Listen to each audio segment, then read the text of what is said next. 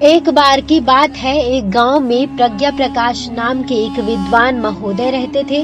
धन धान्य से संपन्न तो थे ही, लेकिन ज्ञान उनके पास इतना था कि दूर दूर से लोग अपनी समस्याओं का समाधान करने उनके पास आते थे।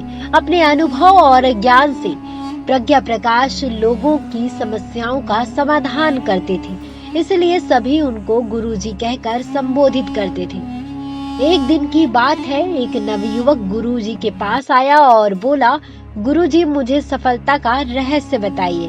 मैं चाहता हूँ कि मैं भी आपकी तरह विद्वान बनकर अपनी गरीबी दूर कर सकूं। गुरुजी मुस्कुराए और उन्होंने उसे दूसरे दिन प्रातःकाल नदी किनारे मिलने के लिए बुलाया। युवक को भी नहाना था, इसलिए वह भी अपने वस्त्र लेकर दूसरे दिन प्रातःकाल नदी किनारे पहुंच गया। गुरुजी उस युवक को नदी के गहरे पानी में ले गए और जहां पानी गले के ऊपर निकल गया तो उन्होंने उसे डुबो दिया।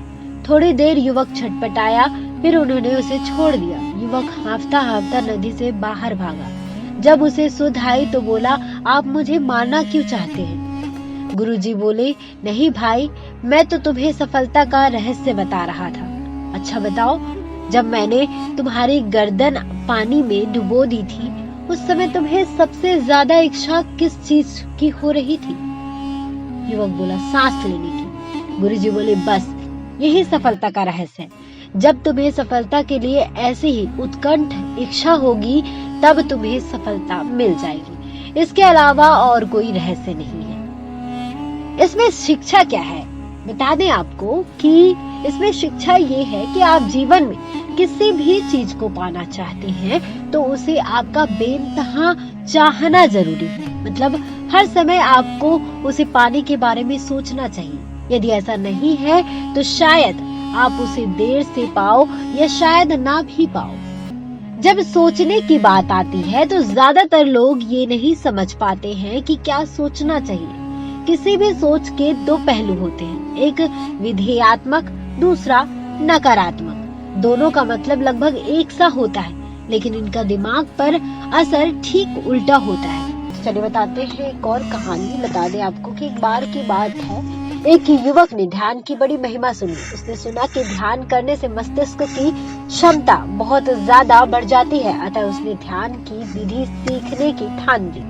ध्यान की विधि सीखने की वह एक योगी जी के पास पहुंच गया। युवक योगी जी से बोला, गुरुजी मुझे ध्यान की विधि सिखा दो। योगी जी बोले, अच्छा सिखा देंगे, पहले ये बताओ कि तुम्हें कौन सी चीज सबसे ज्यादा अच्छी लगती है? युवक बोला, मुझे गाय और बंदर अच्छे लगते हैं। योगी जी बोले, कोई एक चुन लो। अब वो फंस गया, कभी गाय को सोचता है, कभी बंदर को सोचता है। वो सोच ही रहा था, काफी देर हो गई। तब योगी जी बोले, तू गाय का ध्यान करना, बंदर का मत करना। युवक घर गया और रोज ध्यान का अभ्यास करने लगा, लेकिन एक समस्या हो गई। वह जितना बंदर का ध्यान नहीं करने की कोशिश करता, उतना ही बंदर उसके ध्यान में आता था। वह परेशान हो गया, गाय तो उसके ध्यान में टिकती नहीं, बंदर ही बंदर आता रहता। 4-5 दिन बाद वह फिर से योगी जी के पास गया और बोला, गुरुजी एक दुविधा है, जितना मैं बंदर का ध्यान नहीं करने की कोशिश करता हूँ, उतना ही बंदर मेरे ध्यान में आता है, गाय तो टिकती ही नहीं। योगी जी मुस्कुराए और बोले, तूने मेरी बात के विधेयात्मक पक्ष को पकड़ने के बजाय नकारात्मक पक्ष को पकड़ लिया। यदि तुझे गाय का ध्यान करना है तो इस बात को पकड़ लेता, तू गाय का ध्यान ही करता, लेकिन तूने बंदर का ध्यान नहीं करना, इस बात को पकड़ लिया, इसलिए केवल बंदर का ध्यान ही आया। शिक्षा ये है कि इस छोटी सी कहानी से यह शिक्षा मिलती है कि मनुष्य को हमेशा विधेयात्मक सोचना चाहिए। ध्यान का यही सूत्र है, क्या छोड़ना है इस पर ध्यान देने की बजाय क्या पकड़ना है इस पर ध्यान दिया जाए तो हम बेहतर ध्यान कर पाएंगे। हमेशा विधेयात्मक चीजों का ही प्रचार करना चाहिए। बहुत सी बार सोशल मीडिया में लोग कुछ विद्रोहियों के बहकावे में आकर नकारात्मक चीजों का प्रचार करना शुरू कर देते हैं। बता दें कि हमें पूरी जानकारी वेबसाइट्स और अन्य जगहों से प्राप्त हुई है।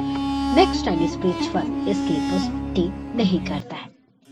जानकारी कैसी लगी आप हमें कमेंट बॉक्स में कमेंट कर जरूर बताएं। नेक्स्ट टाइम स्पिरिचुअल से श्रुति ग्रुप।